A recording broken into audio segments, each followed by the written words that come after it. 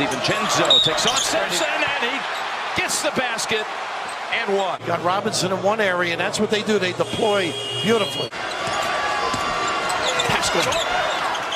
Forced to go back outside, step up for a two. DiVincenzo. He did in one of those running games with the Cats. You got to take good shots. DiVincenzo comes off the bench. Doesn't take long, does it? Fearless.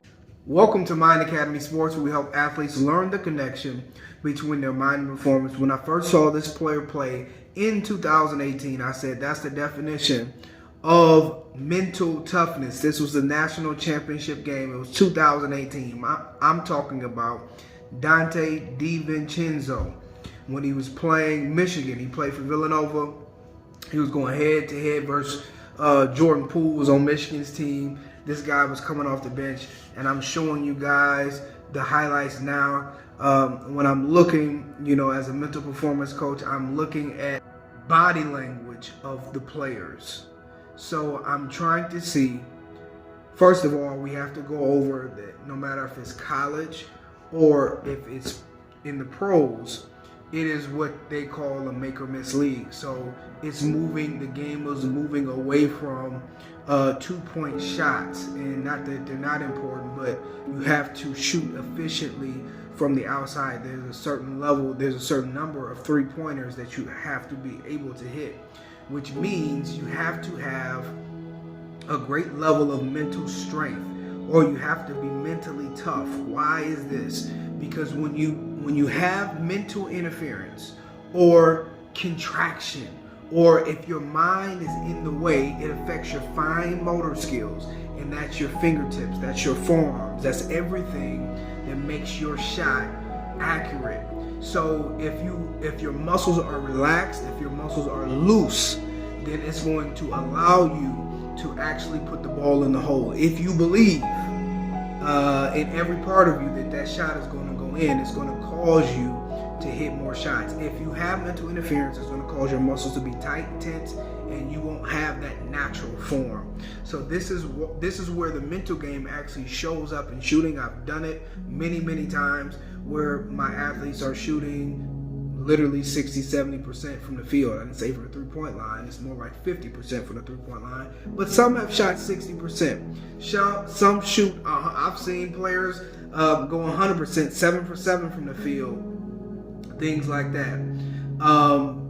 Because when you have that thing going, when you have that flow state on, it just causes you to be more accurate. But anyway, talking about Donte DiVincenzo, we just want to look at it. And you can tell that from the very start, when he enters the game, that he is not hesitating at all. He's decisive. Pass goes on. Forced to go back outside, step up for a two. DiVincenzo. As soon as he gets the ball, as soon as he gets his feet is set, boom, he's right off the floor, shot after shot. Some of the shots, he's well behind the 3-point line, but he has the confidence, the instinctual confidence to shoot the shot, and everything is on line. So shot after shot, when this guy is shooting, he is being successful. The last thing that I want to point out, obviously, he's going to the hole, going to the rack, doing his thing. But his follow through, I'm looking at his follow through, and I'm seeing a lot of relaxation when he's shooting as far as his follow through goes. None of us had a game. Oh, look at this. Yes, sheds. Oh, yes, not real. How did that go? Donte, a little inferno. Set the tone, Rap.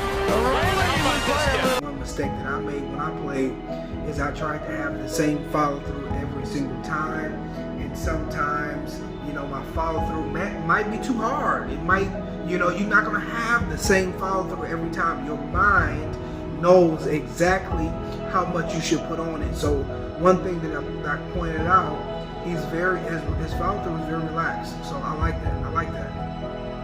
Now here is the major point. Woo! If y'all follow me, listen. I seen him play last night, the game opener versus it was the Warriors versus the Lakers, and I'm watching him, and I don't see him even attempting shots. I understand the roles. He's going to take this Gary Payton II type of situation. He's going to take this role where he plays defense, where he's extremely athletic, where he catches alley-oops. This man is a player. I don't want you guys to say that I'm saying anything. This guy is a player. But to me, I saw Patrick Beverly actually steal the ball from him. To me, he is not playing, and I know this is going through his mind. Why can't I get that game back? That magical national championship game. He didn't even attempt, from what I've seen, a three-pointer. He has not been successful in shooting three-pointers since he's been to the league. Hopefully I'm right on that, but I looked it up. His top 25 plays so far in the NBA, they were blocks, they were athletic plays, they were defensive plays, and he does an excellent job. But none of them was those three-pointers. None of them was those plays where obviously in the national championship game he was proven since he's been in the NBA. So the whole point of me bringing this up is this is excellent because a lot of people, and I was one of those people who was so frustrated. I worked so hard. But what you have to understand is it's the flow state that gives you that magic. It causes you to tap into your potential. It causes your shot to go in. It causes you to get into that level where it don't matter if Jordan Poole's on you. It don't matter if you're in a national championship game. Nothing matters. But that shot is going in, and not only is going in, it's going in at a high level. And too many times we have these experiences and we just think that day was just our day. No, scientifically, you can do it over and over and over again. But watch this. The frustrating part is when you tap into your level of greatness as a player, no matter what sport, and you tap into it and you don't know how to tap into it again. It can become frustrating. When you tap into this ability to hit 7 3-pointers in one game and you don't know how to tap in the next game, and then the next game after that, and then it lasts one whole season, and you still don't know how to tap in to your level of greatness. I've seen it with Jeremy Lin and Lynn Sandy. He went crazy for 3 weeks doing what he could, doing balling out versus the Lakers, balling out all across the NBA.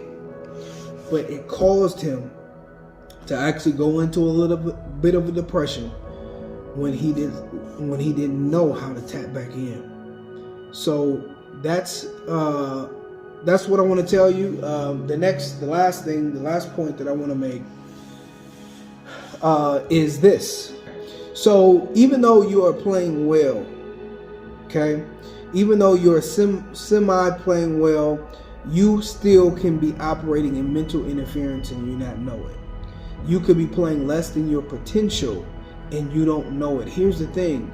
That game when he was playing in the national championship, that may not be the best that he could play, but we saw a glimpse of his potential.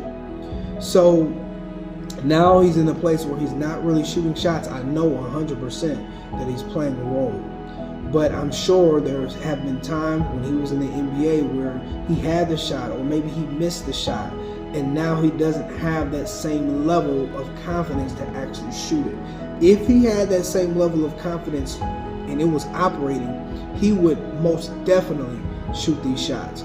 So a lot of times in this space, in this sports psychology space, people do not seek help unless they are in their Russell Westbrook stage, unless they're in their Ben Simmons stage, unless it's really, really bad.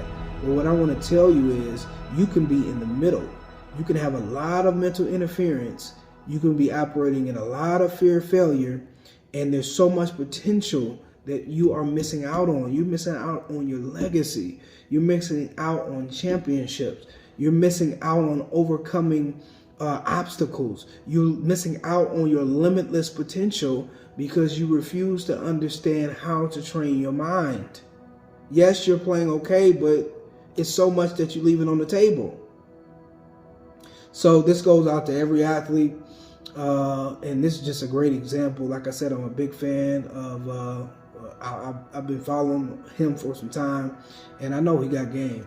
But I just wanted to highlight this, that number one, you can be in a place where you have played well and you don't know how to tap back in. And number two, you can be playing fairly well, but you still can be operating in mental interference. No one will really know, but you're not tapping into your true potential. Okay, guys, if you're a sports parent and you understand your son or daughter has any level of mental interference, I want you to contact me below.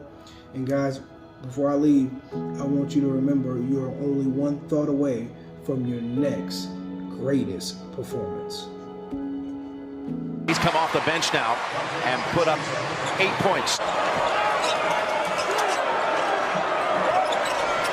Look how far out this is. Oh, Max! He shot that from Wilmington. DiVincenzo, wow, this is confidence right here. Had a game in the Sweet 16 against Alabama. Different story from Saturday. That little initial triangle look. DiVincenzo feeling it. Wow.